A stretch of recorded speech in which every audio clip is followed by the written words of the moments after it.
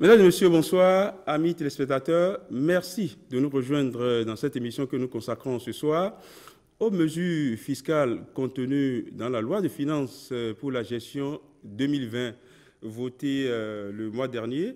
Le budget général de l'État comporte de nouvelles mesures et des avancées appréciables. Mais au même moment, certaines dispositions fiscales soulèvent des inquiétudes et moult appréhensions. Comment en est-on arrivé là? Et que faire pour dissiper les malentendus? Ce sont là quelques-unes des questions que nous mettons au cœur de cette émission. Et comme invité, j'ai le plaisir d'accueillir ce soir dans ce studio M. Nicolas Yenoussi. Il est le directeur général des impôts. Monsieur le directeur général, bonsoir. Bonsoir, Monsieur Akako. Pour conduire ce plateau avec moi, un confrère de la télévision Canal 3 Bénin, Clément Tchadé, bonsoir. Bonsoir Renaud Akapo. Monsieur le DG, bonsoir. Mesdames et messieurs, bonsoir. Pendant longtemps, la douane est restée première régie financière de l'État béninois, mais depuis 3 ans, pratiquement, la tendance a changé. La courbe monte au fil des années, en témoigne le contenu des différents budgets de l'État. Monsieur le DG, quelles sont les réalisations chiffrées de la régie des impôts qui place aujourd'hui l'administration fiscale en tête de peloton? Merci beaucoup. Je voudrais profiter pour présenter mes meilleurs vœux aux téléspectateurs et à tous les producteurs de richesses du Bénin. Je voudrais leur souhaiter une excellente santé. Je voudrais souhaiter que les entreprises se portent bien pour l'année 2020 afin de continuer par contribuer. Je voudrais, pour répondre à votre question, dire que depuis 2017, les recettes de fiscalité intérieure dépassent les recettes de fiscalité de porte et placent donc la Direction générale des impôts en tête de peloton, c'est vrai, mais c'est également une tendance normale parce que depuis les réformes communautaires et également les projets de signature de partenariat économique, il est tout à fait normal que les recettes de fiscalité de porte cèdent le pas à la fiscalité intérieure. Au niveau de l'UEMOA, nous avons un indicateur de transition fiscale. Bien entendu, la transition fiscale, c'est évidemment ce que je suis en train de dire, à savoir que les recettes de fiscalité intérieure devaient prendre le dessus sur les recettes de fiscalité de porte. Donc, l'indicateur recommande que les recettes de fiscalité intérieure soient égales au moins à 55% des recettes globales. Donc, lorsqu'on prend les recettes globales, la fiscalité intérieure doit faire au moins 55%. Et c'est à partir de 2017 que nous avons atteint ce critère. Et désormais, ça continue. En 2016, nous étions autour de 381 milliards et à fin 2019, nous sommes autour de 540 milliards de nos francs. Ça signifie effectivement que nous avons fait beaucoup d'efforts pour accroître les recettes. En un peu plus de 3 ans, nous avons mobilisé plus de 150 milliards de recettes supplémentaires lorsqu'on fait la comparaison depuis 2016. Et tout ceci a été possible grâce globalement à 2 facteurs. Il y a d'une part l'impulsion qui a été donnée au plus haut niveau de l'État et le management au niveau du ministère de l'économie et des finances à travers le ministre de l'économie et des finances que je salue au passage. Deuxièmement, il s'agit donc des réformes fiscales d'une manière générale qui ont permis d'aboutir à ce résultat. Justement, les derniers chiffres, vous les évoquez, ce sont des chiffres satisfaisants, mais tout cela au prix d'une pression fiscale jamais égalée au sein de l'opinion. Certains n'hésitent pas à parler du ras-le-bol fiscal. Revenons aux mesures contenues dans le budget de l'État exercice 2020, puisque le budget est voté et mis à exécution. Quel est l'inventaire qu'on peut faire aujourd'hui de ces mesures fiscales qui y sont contenues? Merci beaucoup. Avant de revenir aux mesures fiscales, permettez-moi de faire une rectification. Lorsqu'on parle de pression fiscale sur les contribuables ou sur les populations, cela dépend du niveau où on se trouve dans la chaîne. C'est-à-dire il y a deux catégories de critiques que nous observons. Il y a d'une part les personnes qui ne souhaitent pas que les choses changent. Il y a ces personnes qui ne veulent pas appliquer les règles qui sont éditées, alors que dans d'autres pays, que nous citons en exemple, que ces mêmes personnes fréquentent, elles n'ont pas le choix, elles sont bien obligées de respecter les règles. Et deuxièmement, c'est vrai que depuis 2016, il y a eu des mesures de politique fiscale qui ont permis de créer certains nouveaux impôts, mais il y a eu beaucoup plus de réformes d'administration de l'impôt. Les réformes d'administration de l'impôt sont ces réformes qui n'aboutissent pas à la création de nouveaux impôts, mais à renforcer le dispositif qui existe pour accroître les recettes ou bien pour les sécuriser. On a eu beaucoup de mesures d'élargissement de l'assiette fiscale, à commencer par ce que nous appelons le suivi des contribuables. Le suivi suppose que, à la base, nous puissions répertorier l'ensemble des contribuables que nous avons. Il fut un moment où on n'était pas capable de dire dans ce pays combien d'assujettis à la TVA il existe au Bénin. Donc aujourd'hui, on sait combien de personnes doivent collecter et reverser à la fin de chaque mois la TVA. Et lorsque, au lendemain du délai de paiement, on a aujourd'hui la possibilité de les relancer, de dire, mais vous êtes venus, vous n'êtes pas venus, ceux qui ne sont pas venus, on les relance. Donc ça, c'est des mesures de suivi que nous avons mises en place et qui nous ont permis d'avoir des résultats. Donc, quand on met en œuvre ces mesures et que vous êtes tranquille par le passé, on ne vous dérange pas et qu'aujourd'hui, on vient vers vous, je crois que ça également doit pouvoir gêner. Je suis conscient que depuis 2016, il y a eu quelques créations d'impôts, il y a eu la taxe de développement du sport, mais qui, contrairement à ce qu'on pouvait penser, a connu une adhésion de tous les acteurs. Et cet impôt, nous avons fait un résultat pratiquement de 100%. On a atteint l'objectif qui était fixé. Donc, c'est un impôt qui a reçu l'adhésion des entreprises et je ne pense pas que cela soit critiqué. Mais au-delà de tout ceci, je crois que les Béninois ne sont pas hostiles au paiement des impôts pour autant.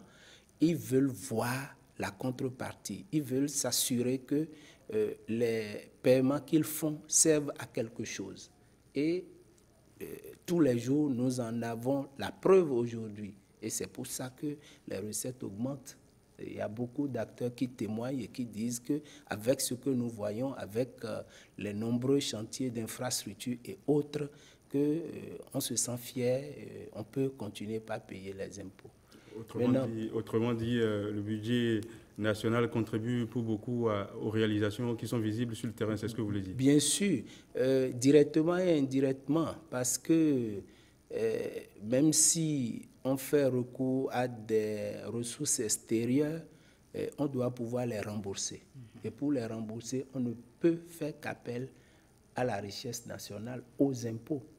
Et donc, les impôts aujourd'hui, la douane, le trésor, contribuent énormément aux travaux de développement que vous constatez aujourd'hui. D'accord, surtout quand on se rappelle un peu des recommandations de la BCEAO depuis, disons, 2018 avec, disons, la CEDEAO qui demande aux États donc d'augmenter, disons, les ressources intérieures au lieu de se donner à des prêts.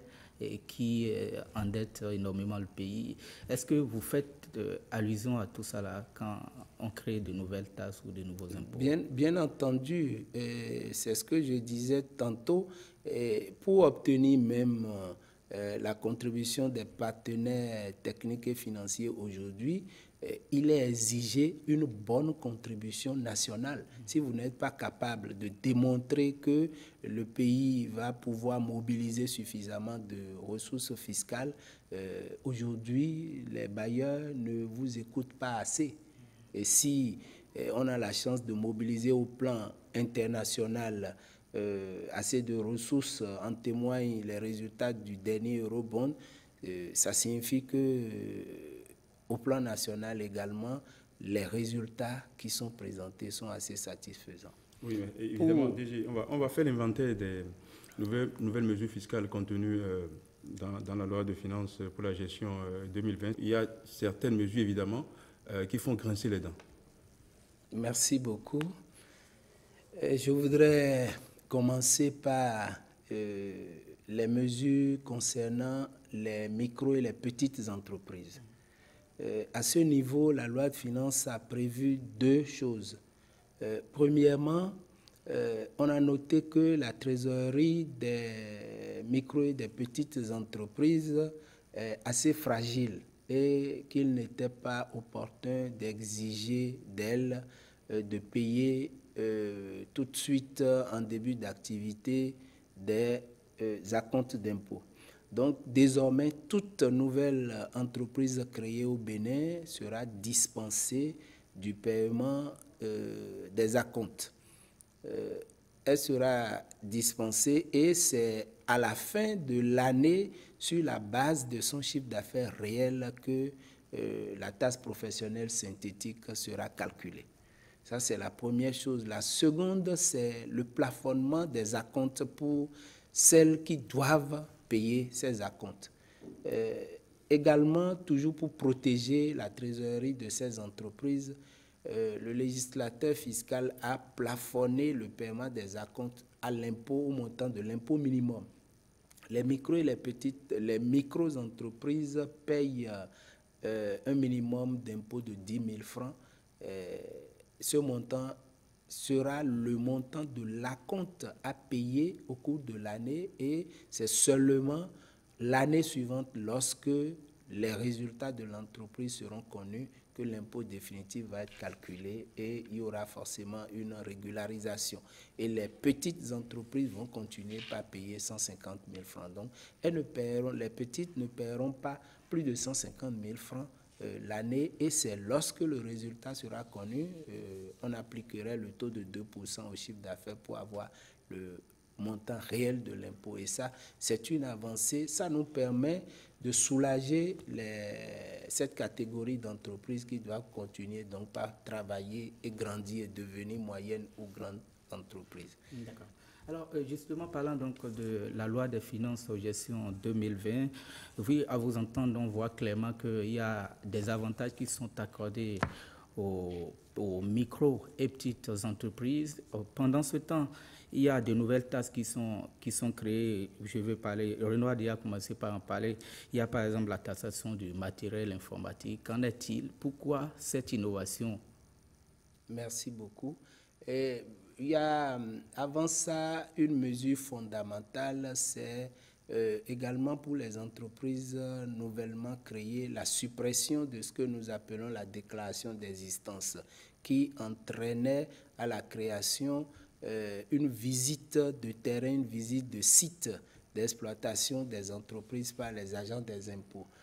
Ceci est proscrit désormais, c'est totalement interdit. Lorsque vous créez votre entreprise, les informations que vous communiquez au niveau de la pièce sont celles qui sont contenues dans votre dossier. Les services fiscaux vont travailler sur cette base. Je voudrais rappeler que ces visites de terrain également sont critiquées par le secteur privé et pour améliorer le climat des affaires, on a estimé qu'il était opportun aujourd'hui de supprimer cela. Pour revenir au matériel informatique, c'est vrai que depuis plusieurs années, nous avons exonérer d'impôts, de droits de douane et de la TVA le matériel informatique. Ceci était une exonération ad hoc qui était reconduite d'année en année du fait qu'elle n'était pas en phase avec la directive de l'UEMOA sur la TVA. Et les évaluateurs de la commission de l'UEMOA ont à plusieurs reprises rappelé au Bénin qu'il devait se conformer à la législation communautaire. Ensuite, il s'agit d'une mesure pertinente, cependant manquait parfois d'efficacité du fait que lorsqu'on fait une comparaison avec les pays de la sous-région, le matériel informatique est vendu pratiquement au même prix dans les États où l'exonération n'existe pas. Les études ont montré, les études conduites par la Direction générale des affaires économiques ont montré que cette manne qui était l'exonération des droits et taxes profitait beaucoup plus aux opérateurs du secteur et n'était pas rejaillie directement sur les utilisateurs du matériel informatique. Et c'est pour ça que l'État a souhaité suspendre l'exonération et mettre en application les taxes pour voir le résultat que ça pourrait donner. Bien entendu, il est prévu que les impôts qui seront collectés désormais sur le matériel informatique pourront financer directement les projets de digitalisation et dans le secteur de l'économie numérique. Mais justement, à ce niveau, on sait que le Bénin a fait une option, aller vers une révolution numérique et faire de notre plateforme un hub dans la sous-région, supprimer l'exonération sur la taxation du matériel informatique, c'est augmenter le coût de l'acquisition et de la commercialisation du matériel informatique. Il y aura forcément une hausse. Alors, comment est-ce qu'on peut à la fois opter pour cette révolution numérique et faire une telle suppression d'une exonération qui existait déjà? Je dirais d'une part que ce n'est pas contradictoire. Parce que même sur le terrain aujourd'hui, vous verrez que les populations optent beaucoup plus pour l'utilisation des smartphones au détriment un peu des ordinateurs. C'est dire que avec les smartphones, on pourrait continuer par utiliser les services innovants du secteur du numérique. J'ai dit tantôt que les recettes issues de cette taxation vont financer les activités du secteur numérique. Aujourd'hui, vous n'êtes pas sans savoir qu'il y a des projets qui sont déjà mis en œuvre dans ce secteur-là. L'année dernière, le gouvernement avait prévu 1 milliard pour appuyer les start-up. Je crois qu'avec les recettes qui seront collectées cette année sur la taxation du matériel informatique, ce projet sera une réalité. Et ce n'est pas que 1 milliard, c'est plus de 5 milliards au minimum attendus. Et avec ça, le ministère de l'économie numérique et de la digitalisation, le ministère en charge des finances pourront travailler ensemble pour mettre en œuvre ces différents projets. Je voudrais également dire que en pratique, il y a eu beaucoup de cas d'évasion. On a noté par exemple que les personnes qui vendaient du matériel informatique sont les mêmes qui vendaient des matériels électriques ou des téléphones portables. Vous voulez dire quoi? Vous voulez dire qu'il y a une sorte de fraude qui s'opère à ce niveau, c'est ça? Oui, oui, mais ce n'est pas tout le monde. Mais il y a certains acteurs qui facilement s'enrichissaient par rapport à ces exonérations parce que pouvaient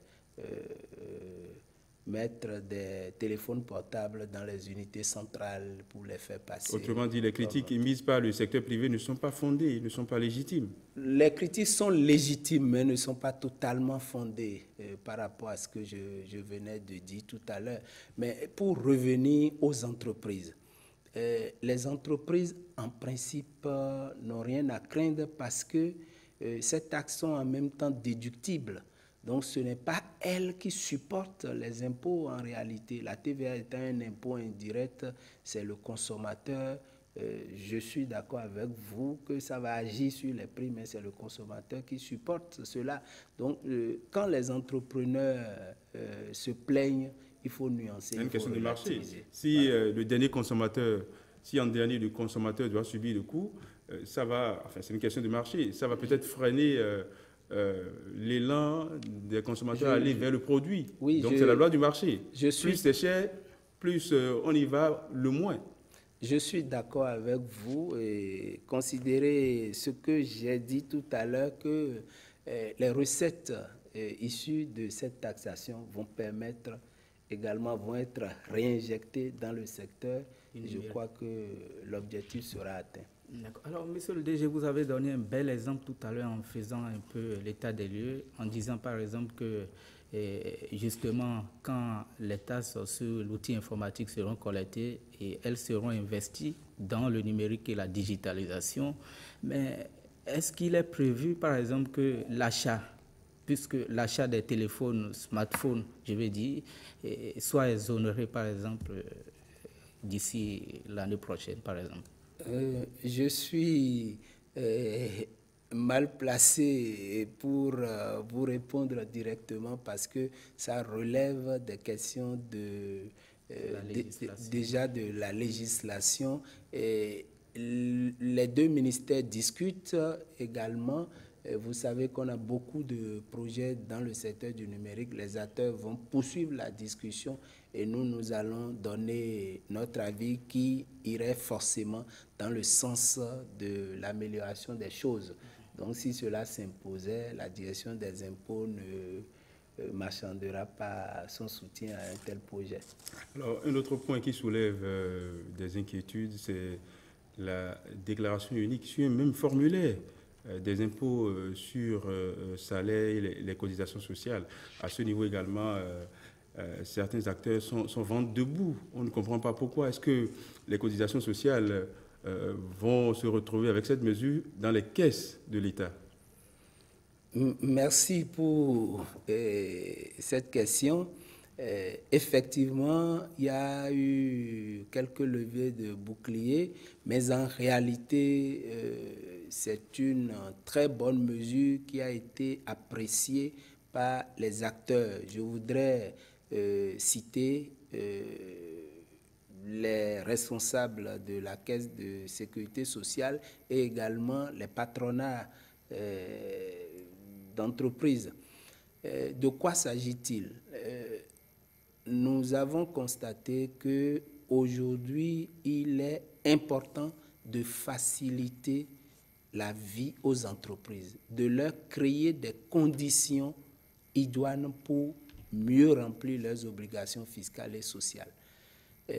Si déjà, dans le pays, les entreprises sont en mesure de télépayer et de télédéclarer les impôts, il n'y a qu'un pas pour faire la même chose au niveau des cotisations sociales. En le faisant, nous réduisons les tracasseries aux entreprises, nous unifions nos bases et nous allons mieux communiquer parce que l'assiette des cotisations sociales et l'assiette des impôts sur les salaires sont les mêmes. Ensuite, il ne s'agira pas du tout de reverser ces ressources dans les caisses de l'État. Effectivement, ça a été dit et au cours des débats budgétaires, les députés ont soulevé cette question et la réponse du ministre de l'Économie et des Finances et donc la position du gouvernement a été claire. Les ressources n'iront même pas au niveau du Trésor. Les paiements vont être effectués directement sur les comptes bancaires communiqués par la Caisse nationale de sécurité sociale.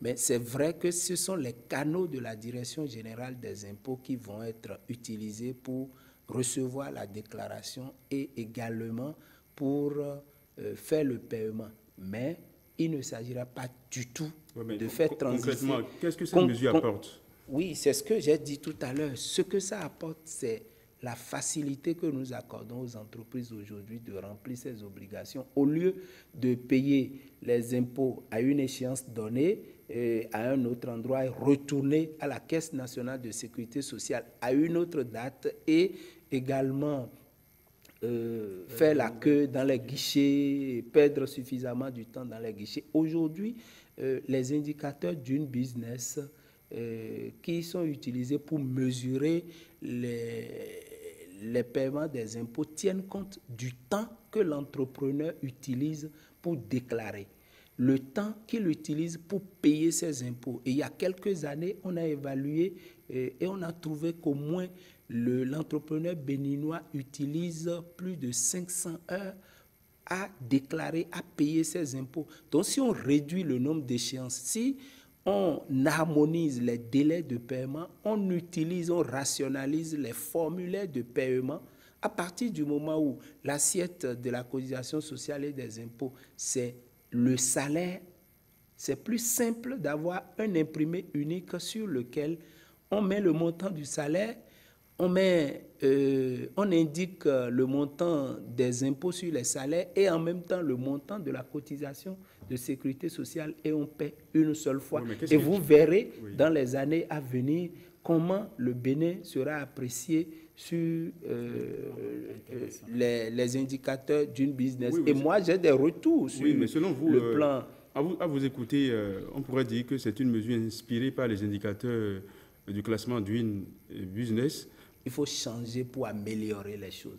Et tout le monde sait que nous avons besoin d'améliorer nos façons de faire encaisser les impôts. Nous avons besoin d'accorder plus de facilité aux entrepreneurs pour payer les impôts. Imaginez un entrepreneur qui doit payer les impôts sur les salaires le 10 du mois au niveau des services fiscaux et le 15, 5 jours après, il se pointe encore devant les guichets de la Caisse de sécurité sociale pour payer les impôts. Et si aujourd'hui les impôts offrent la possibilité de faire des paiements en ligne, pourquoi ne pas généraliser la mesure et l'utiliser partout? Ce n'est pas que pour les indicateurs d'une business que cela se fait, mais c'est une réforme fondamentale qui a pour but de faciliter la vie aux cotisants, aux entreprises. Et je voudrais franchement marteler ici que les recettes provenant de la collecte des cotisations sociales n'ont rien à voir avec les caisses du Trésor public. La Direction générale de la Caisse nationale de sécurité sociale et la DGI ont travaillé pour mettre en place les outils nécessaires pour éviter cela, parce que ça a été une préoccupation de la représentation nationale à laquelle le ministre de l'Économie et des Finances a répondu et a donné toutes les garanties nécessaires. C'est ce qui sera fait. Et le Trésor public n'a aucun intérêt à faire domicilier ses ressources chez lui, et ça ne pourra d'ailleurs pas se faire parce que la CNSS a déjà communiqué ses numéros de compte et le système est déjà paramétré pour que les fonds rentrent directement au niveau de la sécurité sociale. Encore que vous savez mieux que moi qu'au niveau de la Caisse de sécurité sociale est représenté le patronat du secteur privé et il veille au grain. Mais pourquoi ça gêne, évidemment, non, ça, justement. Est-ce que vous voulez dire aujourd'hui que les structures qui sont vent debout contre cette mesure-là ont des choses à cacher? Oui, est-ce qu'il y avait des soupçons? Également, parce que il y avait des craintes au départ sur le positionnement des ressources et ça a été dissipé, mais les critiques proviennent également des personnes qui ne souhaitent pas que les choses changent. Vous n'êtes pas sans savoir. En tout cas, ce qui est clair, il y a des personnes qui déclarent 10 salariés, par exemple, à la Caisse de sécurité sociale et au niveau de la direction des impôts, déclarent la moitié et vice-versa.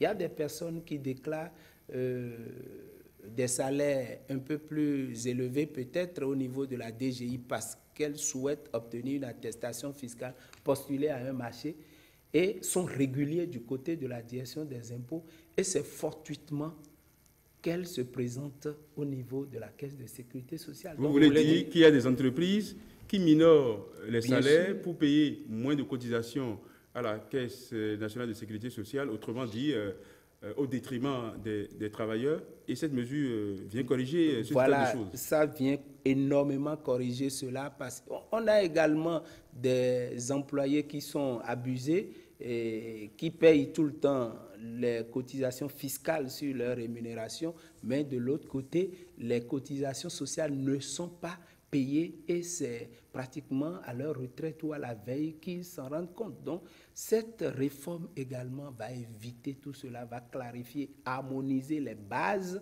des deux cotisations. Ce sera également non seulement pour le bonheur de la caisse, des deux caisses, mais pour les employés qui étaient abusés par ces comportements. Oui, mais il y a une question de délai aussi que le secteur privé a évoqué par rapport au paiement, puisqu'il s'agit d'un paiement qui va se faire en une seule fois cette fois-ci. Bien sûr.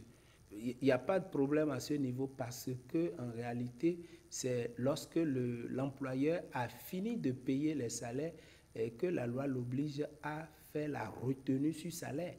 Donc, l'entrepreneur fait déjà la retenue. Donc, le reversement ne devra plus dépendre d'un délai. Puisque ce n'est pas l'entreprise qui paye cette cotisation. C'est vrai qu'il y a une contribution employeur, mais dès lors que le salaire est libéré, automatiquement, la retenue doit pouvoir être reversée.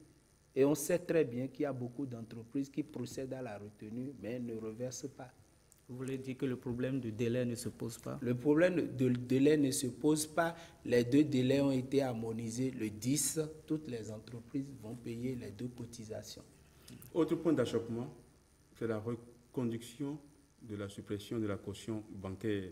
Lorsqu'une structure entre en contentieux, aujourd'hui, il est dit dans la loi de finances que cette structure cache 25% de la somme que relaie. Et ça pose problème.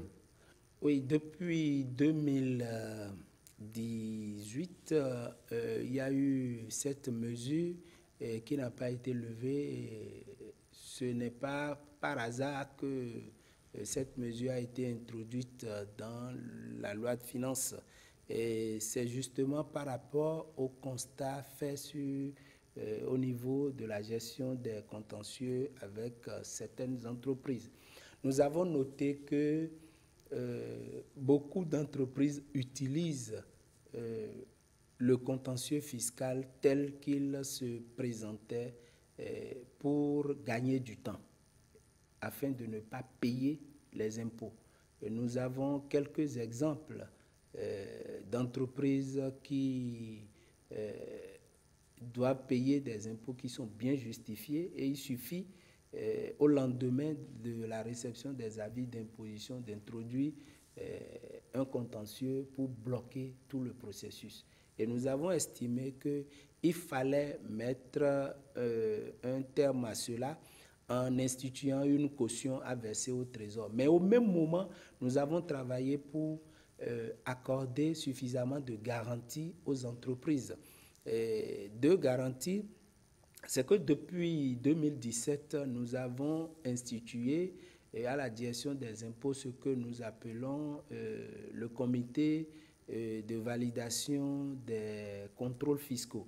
De sorte que l'inspecteur des impôts qui va sur un dossier auprès d'une entreprise pour faire une vérification de comptabilité n'est plus libre de prendre des décisions.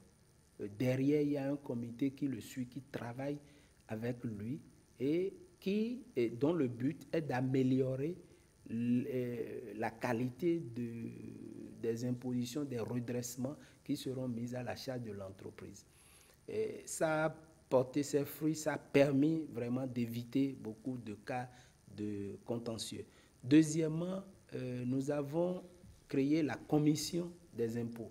La commission des impôts, c'est une commission ad hoc de conciliation, de précontentieux, et qui est tripartite. Est représenté au niveau de cette commission le cabinet du ministre de l'économie et des finances, la direction des impôts et le secteur privé. Donc, lorsqu'une entreprise est a un redressement qu'elle conteste et qui devrait faire l'objet d'un contentieux, au lieu d'aller directement en contentieux et d'avoir à payer la caution de 25%, la loi lui donne la possibilité de saisir la commission de conciliation, et cette commission travaille depuis très longtemps avec les représentants du secteur privé à de très bons résultats.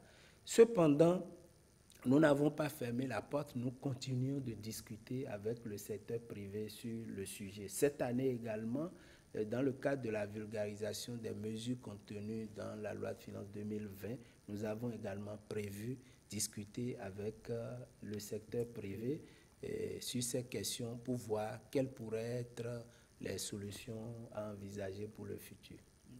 Alors, la dernière chose qui fâche un peu les entreprises ou les contribuables, c'est aussi la taxation de la plus-value immobilière. Aujourd'hui, les droits d'enregistrement est passé, en tout cas en ce qui concerne la loi des finances en gestion 2020. Et elle est passée donc à 5%. Comment vous expliquez aussi une telle innovation? Merci. Nous avons en 2016 décidé d'accorder une dispense en matière de droits d'enregistrement pour permettre à ceux qui avaient des transactions qui n'avaient pas été formalisées de le faire. C'était une mesure provisoire. Voilà, c'était une mesure provisoire et tout le monde le savait. Et donc, on a mis fin à cette mesure, mais nous avons également estimé que on pouvait aujourd'hui taxer les plus-values immobilières. Alors, la plus-value immobilière, pour faire simple, c'est qu'aujourd'hui, le foncier fait l'objet de spéculation dans notre pays. Lorsque vous achetez un immeuble à une époque donnée, je suppose à 1 million de francs, et que au bout de 3 ans, au bout de 5 ans, vous revendez cet immeuble à 5 millions de francs, l'État doit prendre sa part. Vous avez une plus-value peut-être de 4 millions si on raisonne de façon terre à terre. Sinon, on pourrait être amené, selon la loi, à prendre en compte les travaux d'amélioration que vous faites. Donc, la plus-value, sur cette plus-value, l'État doit prendre légitimement sa part. Parce que les plus-values sont dues aux investissements de l'État. Je voudrais prendre l'exemple du quartier Les Cocotiers à Cotonou. Vous avez vu comment la zone s'est métamorphosée. Et si aujourd'hui, ces propriétaires d'immeubles devaient revendre les 10 immeubles, il y aurait forcément une plus-value importante. Et franchement, la plus-value n'est pas due à l'effort personnel du propriétaire. C'est dû à l'investissement que fait l'État. Donc c'est normal que pour continuer, pour poursuivre ces investissements, que l'État puisse prendre une part de cette plus-value, une petite part qui est fixée à 5%. Ouais, mais certains ont plutôt souhaité que cela soit chiffré à 3%. C'est possible. Et nous, on vient de commencer et comme je l'ai dit tout à l'heure, les discussions vont se faire avec tous les acteurs, avec le secteur privé, et pour que cela ne soit pas un problème. Mais, puisqu'on était à 8% de droits d'enregistrement et aujourd'hui on est à 5%, je crois que tout est possible dans le dialogue. Et c'est ce que nous faisons aujourd'hui. Nous discutons beaucoup plus avec le secteur privé. On va continuer par le faire.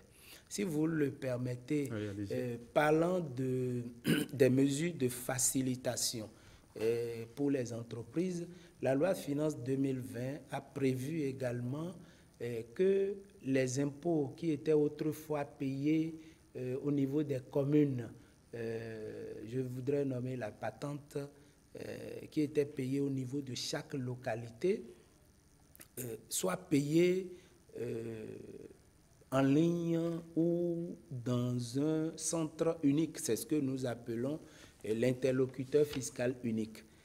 Cela signifie, lorsque je prends une grande entreprise du Bénin qui a des agences, je prends une banque qui a des agences un peu partout au Bénin, par le passé, elle sera amenée à payer sa TVA, ses impôts sur les sociétés en ligne, mais au même moment, elle est contrainte de payer sa patente à Boïcon, à Natitengu, à Parakou, à Malanville ou à Lokossa. Et ce que nous avons mis en place maintenant, c'est cet interlocuteur fiscal unique qui permettra à cette entreprise de payer tous ses impôts en ligne en une seule fois, et il reviendra à la direction générale des impôts et à la direction du Trésor de faire immédiatement la répartition au niveau de chaque commune. Donc là, c'est une mesure franchement de facilitation que nous avons introduit cette année, et pour le faire, il a fallu dans la loi procéder à la simplification des règles de calcul de la patente. Et la patente, je voudrais rappeler que depuis 1960, c'est un impôt qui est calculé par l'agent des impôts et communiqué à l'entreprise. Les impôts modernes ne doivent plus se comporter comme ça. Les impôts modernes doivent être calculés par le contribuable lui-même. Quand il sait le calculer, il adhère mieux, et c'est ce que nous avons fait en rendant la patente déclarative. Donc, l'entreprise déclare sa patente et procède au paiement. Okay. En dehors de cette mesure, il y a d'autres mesures aussi de facilitation. Il y a par exemple, est-ce que vous avez appelé la défiscalisation des équipements d'énergie solaire? À quoi est-ce que ça retourne? Merci beaucoup. Jusque-là, c'était seulement les panneaux photovoltaïques qui étaient exonérés de la TVA. Avec la loi de finances 2020, tous les équipements de production d'énergie solaire sont dispensés de droits de douane et de la TVA, y compris même les batteries. Donc,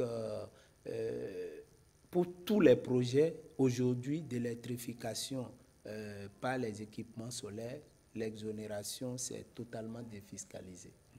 Il y a une bonne nouvelle aussi, hein, si on peut le dire comme ça, pour, disons, les particuliers. Il y a aussi que vous avez exonéré ou dispensé sur 3 ans désormais la taxe ou les impôts sur les habitations familiales. Oui, c'est vrai que cette mesure a été introduite depuis plusieurs années, a été améliorée. Et lorsque vous êtes propriétaire d'immeuble et que vous l'habitez, vous venez de construire votre habitation, en matière d'impôt foncier, vous êtes dispensé d'impôt pendant 3 ans. Et la condition qui existait, c'était que vous devez produire un certain nombre de documents, le devis estimatif, le devis descriptif. Nous avons estimé que pour accorder véritablement, pour faire bénéficier de ces mesures aux ménages, il ne fallait pas mettre trop de conditions. Donc aujourd'hui, dès que vous finissez vos travaux ou avant la fin des travaux, vous informez les services fiscaux et automatiquement, vous bénéficierez de l'exonération. Il en est de même pour le foncier. La nouvelle loi a introduit ce que nous appelons la déclaration foncière. La déclaration foncière signifie que lorsque vous êtes propriétaire d'un bien foncier, que vous puissiez écrire au service des impôts une simple lettre accompagnée de votre titre de propriété et informer les services que cet immeuble vous appartient afin qu'on puisse vous inscrire dans les répertoires pour vous calculer simplement les impôts fonciers. On voit que vous faites beaucoup d'efforts, Renaud, si vous le permettez. Mais écoutez, on a l'impression qu'au sein de l'opinion, les gens ne comprennent toujours pas ces efforts du gouvernement et de l'administration fiscale. On parle même parfois de la pression fiscale qui monte. On connaît la norme communautaire qui est de 20% aujourd'hui. Quel est le niveau du Bénin? Est-ce que le Bénin encore respecte la norme en matière de pression fiscale? Merci. Lorsqu'on prend globalement le taux de pression fiscale, le Bénin est encore loin de la norme de 20%. Le taux de pression fiscale, c'est le prélèvement fiscal sur la richesse nationale, sur le PIB. Et notre PIB est assez élevé aujourd'hui. Et si on n'a pas fait 20%, ça veut dire qu'on a beaucoup de marge de progression. Et c'est ce que nous sommes en train de faire. Probablement, nous sommes à aujourd'hui, nous sommes en 2013, on était à 11% environ. Aujourd'hui, nous sommes encore autour de 11%. Ça veut dire que nous avons de la marge. Et c'est ce qui justifie les réformes que nous faisons aujourd'hui, telles que la facture normalisée. En dessous de 20%, dites-vous, mais l'effet se fait sentir, Monsieur le Directeur Général. On se rappelle 2017, cette taxation, la TVM, la taxe sur les véhicules à moteur, le tollé que ça a suscité. Aujourd'hui, plus de mansuétude dans les procédures de paiement. Quels sont les échos qui vous parviennent? Effectivement, en 2017, il y avait ce tollé dû principalement, de mon point de vue, au fait qu'on n'avait pas compris. Aujourd'hui, à la date d'aujourd'hui où les effets sont perceptibles sur le terrain, je crois que la tension baisse. La tension a baissé de sorte que le rendement de ces impôts s'améliore d'année en année. Et nous allons continuer. On a noté les années antérieures et que nous étions submergés au dernier moment à l'échéance de paiement de ces impôts. Et c'est pour ça que nous avons souhaité qu'à partir de maintenant, on puisse donner la possibilité aux populations de pouvoir payer ces impôts par le système de téléphonie mobile. Quels sont les autres impôts après 2017? Il y en a eu d'autres? Oui, après 2017, j'avais parlé tout à l'heure de la taxe de développement du sport. Et vous avez vu, si on a créé la taxe de développement du sport et la compétition dans laquelle notre pays s'est engagé sur le plan du football a donné ses résultats, les gens sont contents parce qu'ils ont contribué aux résultats que nos écureuils ont présentés. Donc ça va être encore le cas. Cette année, le gouvernement a assoupli un peu la mesure en prenant en compte les investissements que certaines entreprises pourraient être amenées à faire au niveau des fédérations sportives. Donc ces investissements seront également considérés comme étant déjà la contribution pour le sport et ces personnes vont être dispensées de la taxe de développement sur le sport. Bon, ensuite, il y a eu cette taxe sur la plus-value dont j'ai parlé tout à l'heure. Mais pour la loi de finances 2020, nous avons supprimé quand même beaucoup d'impôts. Nous avons fait des suppressions d'impôts dans notre système fiscal. On a regroupé, par exemple, tous les impôts fonciers sous une seule appellation, la taxe foncière unique. Les impôts spécifiques sur certains produits alimentaires ou cordons douaniers, nous les avons rationalisés et même supprimés. Les taxes à l'exportation sur le conditionnement, tout ça qui ne rendait pas nos produits compétitifs à l'étranger. Mais il y a aussi les taxes sur les marbres, le thé et autres. On en parle très peu. Est-ce que ça ne contribue pas à l'assiette fiscale? Oui, ça contribue. Et comme Gemma le dit, les personnes fortunées qui sont en mesure d'acheter des marbres pour embellir leur maison, il faudra leur demander de contribuer un peu plus. Ce n'est que justice. Monsieur le Directeur Général, nous tendons vers la fin de cette émission. Vous êtes d'accord avec nous que l'idée aussi, c'est peut-être de desserrer les taux en optant pour un élargissement fiscal, retrouver des niches fiscales. C'est vrai que le Bénin, on parle de potentiel minier non exploré. Peut-être de ce côté, vous allez conclure sur ça. Il y a des choses à envisager pour permettre aux contribuables qui se sentent dans les traites de respirer un gros coup. Oui, vous avez raison. Aujourd'hui, pour corriger notre taux de pression fiscale, c'est d'élargir l'assiette fiscale et de sécuriser les recettes que nous avons. Sécuriser les recettes suppose qu'il qu'il faut mettre en place des réformes qui évitent que les agents soient en mesure de manipuler des ressources. Paiement par téléphonie mobile, paiement en ligne et autres. Mais ensuite, élargir l'assiette fiscale, cela suppose que nous puissions augmenter le nombre de contributeurs. La réforme de la facture normalisée rentre directement dans ce cadre-là. Si tout le monde pouvait réclamer et obtenir sa facture à l'occasion de n'importe quel achat, vous verrez comment le nombre de contributeurs sera important et l'impôt ne pèsera pas sur une minorité. Donc cette réforme de facture normalisée, elle est fondamentale, elle est vitale pour notre pays. C'est pour ça que nous avons mis en place plusieurs mesures d'accompagnement, dont un jeu de tombola que nous allons lancer d'ici mars.